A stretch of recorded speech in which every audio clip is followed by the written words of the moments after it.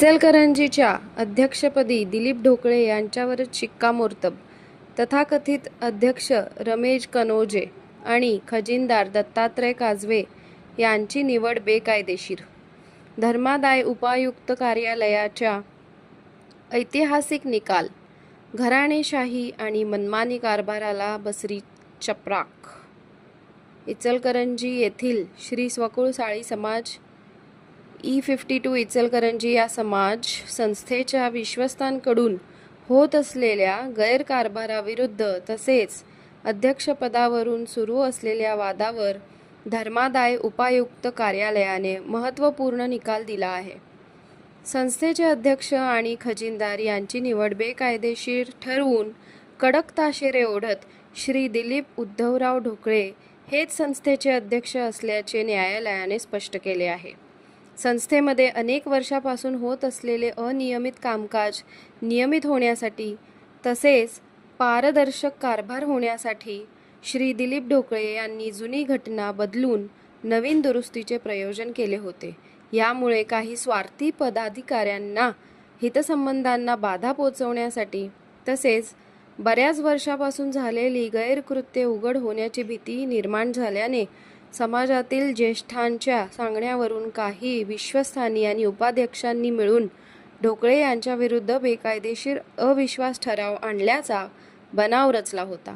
या बोगस ठरावाद्वारे ढोकळे यांनी हटवून रमेश बाबूराव कनोजे यांची अध्यक्ष म्हणून तर दत्तात्रय किसन काजवे यांची खजिनदार म्हणून निवड केल्याचा दावा करत बदल अर्ज दाखल केला होता. धर्मादाय उपायुक्त यांनी या प्रकरणाची सखोल चौकशी केली आणि अर्जदारांचे सर्व दावे फेटाळून लावले. उपाध्यक्षांनी काढलेली सभेची नोटीस कायदेशीररित्या चुकीची ठरली. संस्थेच्या मंजूर नियमावलीत अध्यक्षांविरुद्ध अविश्वास ठराव आणण्याची कोणतीही तरतूद नाही. अध्यक्षांना पदावरून काढण्यासाठी लावलेले आरोप सिद्ध करण्यासाठी अर्जदारांकडे कोणताही ठोस पुरावा नव्हता. साक्षीदार म्हणून उभे केलेले अमोल गिरंगे यांची साक्षीसुद्धा बनावट ठरली. सभेचे तयार केलेले बोगस इतिवृत्त आणि संपूर्ण प्रक्रिया ही संस्थेच्या घटनेचे उल्लंघन करणारी असल्याचे न्यायालयाने नमूद केले. गेल्या काही वर्षांपासून अध्यक्ष म्हणून कार्यरत असणाऱ्या दिलीप ढोकळे यांनी संस्थेतील आर्थिक अनियमितता आणि काही घराण्यांची मक्तेदारी मोडीत काढण्याचा प्रयत्न केला होता. या निकालामुळे समाजातील घराणेशाहीला चाप बसली असून स्वच्छ आणि पारदर्शक कारभाराचा विजय झाला आहे, अशी भावना समाज बांधवांतून आणि संस्थेच्या सभासदांमधून व्यक्त होत आहे.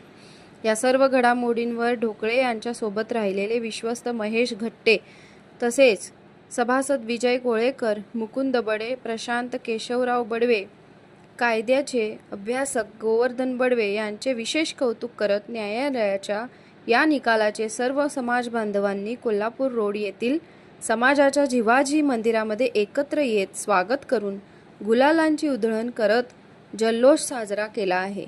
या प्रकरणात दिलीप ढोकळे यांच्यातर्फे ॲडव्होकेट P. कदम यांनी काम पाहिले. सत्यमुख प्रतिनिधी मुकुंद बडवे, इचलकरंजी.